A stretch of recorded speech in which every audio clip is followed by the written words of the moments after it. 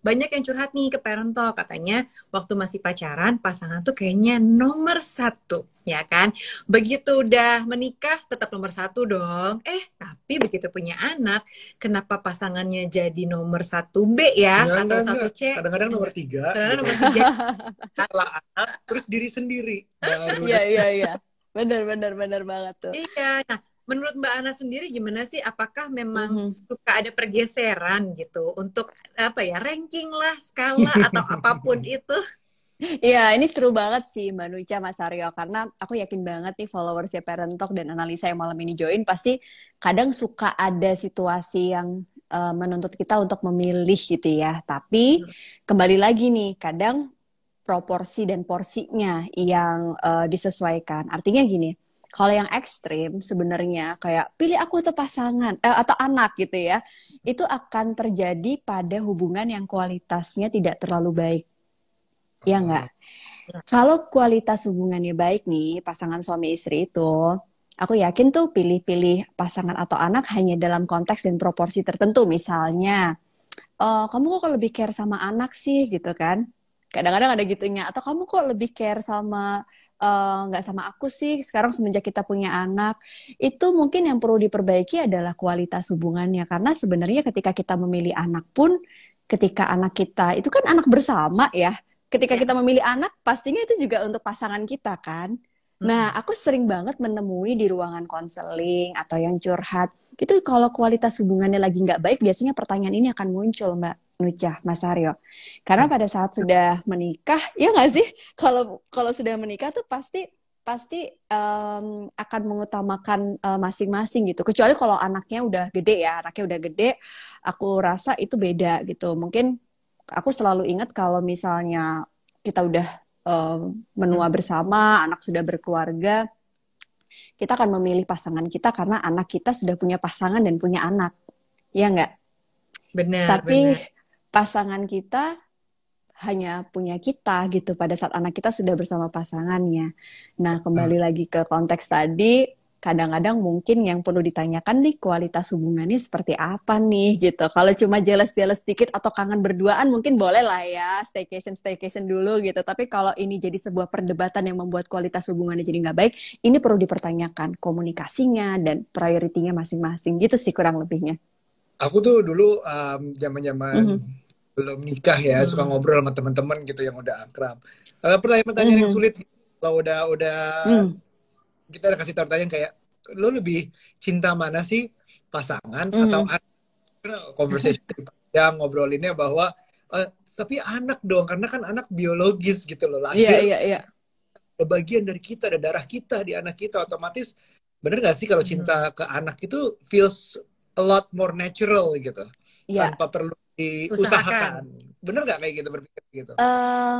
Itu bisa menjadi sebuah kebenaran karena mungkin logikanya gini Mas Aryo, ketika anak kita masih kecil, dia kan depending banget sama kita sebagai orang tuanya kan. Hmm. Ketika anak masih, dia belum berkeluarga deh gitu, dia kan akan depend sama orang tuanya. Nah pada Hmm. saat itu kita kayak secara naluri pasti mikirin nih anak aku tuh butuh aku sebagai orang tuanya. Tapi pada saat kita sudah pernikahan itu di pada saat usia yang sudah tertentu gitu. Jadi kalau kita lihat tuh ini di teorinya Sternberg, teori gitu ya pernikahan relasi. Kan kualitas hubungan pasangan suami istri itu semakin bertambahnya usia pernikahan akan ada pada stase yang berbeda. Jadi pada Oke. satu ketika tuh komitmen itu akan di level tertentu gitu. Nah, kenapa sih secara natural kita akan pilih anak? Karena apalagi anaknya masih kecil, pasti akan mikir, ya kalau bapaknya mah dia bisa urus dirinya sendiri gitu. Ini anak ini butuh aku ibunya, apalagi ibu ya Mbak Nuca ya nggak sih gitu. Terus somehow juga mungkin eh, apa ya naturalnya kita akan berpikir seperti itu. Tapi nanti pada saat misalnya kita udah menua bersama dengan pasangan dan anak kita sudah menikah, mereka kan punya pasangan, mereka punya anak gitu. Nah, pada saat itu kita memikirkan yang proporsinya udah beda. Pasangan kita butuh kita, pasangannya. Nah, pada saat itu mungkin kita bisa lebih memprioritaskan untuk bersama pasangan dibandingkan dengan anak kita. Itu kayaknya ada pada satu momen yang stasenya tadi sih kalau kita lihat dari teori dan secara pengalaman juga gitu. Kalau pasangan tuh kan harus selalu diusahakan, nggak Yes, senatural betul. semuanya perlu effort. Betul. Nah, gimana sekarang caranya biar pasangan tetap menjadi prioritas nih Mbak? Kan pernikahan ada yang mungkin udah 10 tahun lebih gitu ya, Iya, yang sudah. betul. Gimana caranya biar kita tuh bisa mempertahankan prioritas itu gitu ya, bahwa pasangan ini juga tetap nomor satu loh, walaupun kita udah punya anak berapa, 2, 3, 4 gitu kan. Walaupun 1B ya.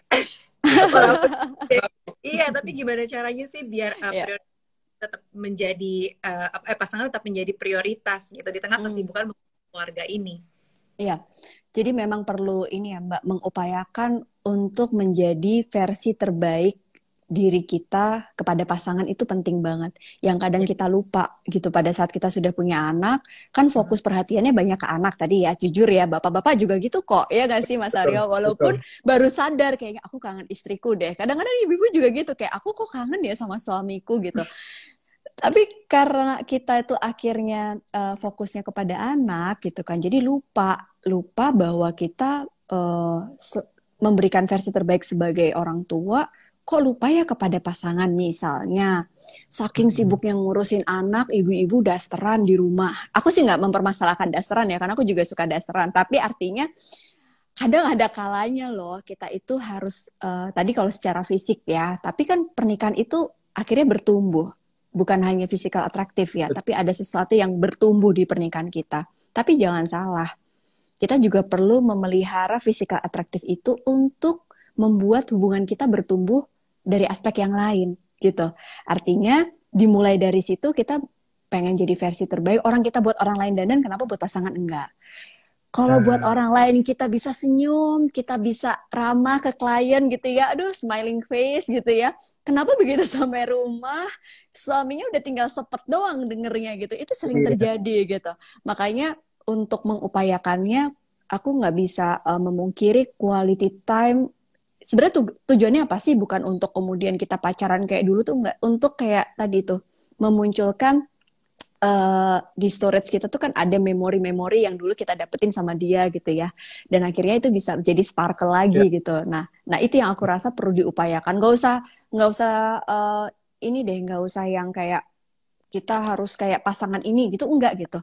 Sekedar kita misalnya staycation. Kadang-kadang kan dari pagi sampai malam tuh gimana caranya sih biar kita nggak sama nggak berperan sebagai orang tua aja, tapi kita juga sebagai partner untuk pasangan kita sebagai suami dan istri. Itu aku rasa perlu diupayakan. Kayaknya kalian juga sering kan staycation berdua. Iya. Jadi kita tuh nggak terlalu sering staycation. Gimana? Kalau sama aku aja jarang gitu. Maksudnya kita baru tahun ini tuh 1 kali staycation berdua, Mbak. Oh iya. Jadi, supaya selama pandemi ini kan di rumah terus nih ya, fokusnya sama anak. Kita mencoba sih, dan itulah perlu effort gitu ya, effort berdua keluar kota, dan memang kita pilihnya yang kayak yang bener-bener santai aja deh, hotelnya nggak usah yang bukan hotel yang gede banget gitu, yang penting nyaman. Aku mau nambahin tadi, salah satu cara biar pasangan juga tetap jadi prioritas adalah juga sama-sama ngurus anaknya. Betul. Menurutku itu bener banget. Kebersamaan bareng-bareng atau setidaknya membagi tugas lah, kalau misalnya nggak persis sama ganti popok berdua gitu ya, itu juga ribet sih. Mungkin ada yang satu mandiin, yang satu ngajak main, kerja, kalau satu lagi kerja. Dengan kayak gitu pasangan itu akan sama-sama merasa grateful gitu, berterima kasih dengan adanya pasangan itu. Jadi ya udah otomatis sama-sama membutuhkan, butuh anak, butuh juga pasangan. Jadi ikut bantu. Ini terutama buat ajakan buat bapak-bapak yang mungkin sekali-sekali perlu diingat, ibunya itu juga butuh dibantu ngurus anaknya nggak? Karena bikinnya bener banget. Betul. Dimulai berdua ya, jadi komitmennya juga harus berdua. Karena kadang-kadang kalau aku sendiri gitu ya, Mbak Nucha, Mas Aryo, ngerasa kalau lagi liburan itu akhirnya si bapak-bapak yang mungkin jarang ada waktu buat ngurus anak nih, terutama yang pasangannya kerja kantoran gitu ya. Liburan itu tuh bisa jadi momen dimana dia tahu rutinitas istrinya setiap hari ngurusin anak gitu. Jadi akhirnya ada satu... Iya nggak sih? Oh ternyata pantesan istriku kok jarang dandan. Gak apa-apa deh, ternyata dia cantik banget lagi ngurusin anak. Nah kan cakep kayak gitu. Iya nggak sih gitu. Itu mungkin jadi satu hal yang kita bisa melihat sisi seksi pasangan tanpa melihat dia seperti dulu waktu pacaran. Karena emang akan beda gitu kan. Udah ada anak tuh pasti akan ada part yang berubah dalam setiap peran, dan tadi kembali ke porsi dan posisi situasi masing-masing, dan itu akan meningkatkan kualitas hubungan kita sebagai pasangan. Duh, dapat banget nih ngobrol sama Bapak Ibu ini. Aku juga ngerasain berkahnya sih, maksudnya ngurus itu jadi kayak ya ada hadiahnya dalam tanda kutip, as in selain istri juga jadi melihat kita ternyata bisa bantuin juga gitu-gitu, tapi juga kedekatan sama anak itu precious banget di 5 tahun pertama itu kayak nggak tergantikan sih menurutku. Mas, itu banget. Aku tuh tadi kayak ngebahas ya, ada yang bilang, Mbak, kok aku tuh nggak bisa ya, bapak ibu aku tuh sakit, atau papa aku udah sakit, kok aku nggak bisa deket ya. Tapi aku nggak nyalain dia. Karena bisa jadi itu juga pola yang nggak dibangun dari bapaknya waktu dia masih kecil. Jadi aku percaya bahwa dengan kita meningkatkan quality time kita, emotional bonding dengan anak, itu investasi loh. Pada saat kita tua nanti, iya nggak sih Mas, Mbak? Bukannya kita mau hitung-hitungan ya, gitu. Tapi relasi itu tuh nggak bisa dibentuk dengan waktu setahun, 2 tahun. Misalnya kayak, oke, aku mau kerja keras, nanti kalau udah tua, aku baru mau nikmatin sama anakku. Itu anaknya udah terlanjur jauh. Jadi aku tuh sama Mas Aji kayaknya kita satu vibes ya, satu framework ini ya, satu pola pikir gitu ya, bahwa sesibuk-sibuknya kita tuh kualitas dan keluarga itu akan selalu jadi yang utama dulu nggak sih Mas? Maksudnya kayaknya aku lihat Mas Aryo juga tipe yang begitu ya, kayak mau turun dalam pengasuhan gitu kan. Karena aku yakin pasti juga menginginkan ketika kita tua nanti tuh keterikatan emosi itu akan dibangun dengan alamiah dengan anak gitu.